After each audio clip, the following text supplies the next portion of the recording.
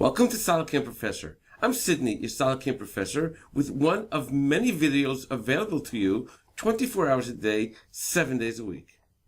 In this recording, we'll show the new option of recognizing the upper level by stock. Before we go into any operation, let's go into my stock. If we take a look at my stock itself, you'll note that the stock is 1 millimeter above the actual Z level of the part. So now if I will go into my face mill operation, and this is true also for profile, pocket, drilling, and other operations as well.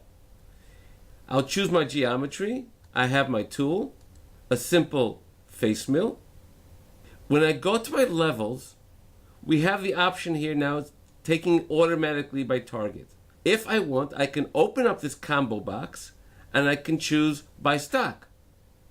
By doing so, the upper level will automatically be changed to the exact value that you have the stock as. So you don't have to remember anymore what that value was and write it in by yourself. This value can be put in automatically.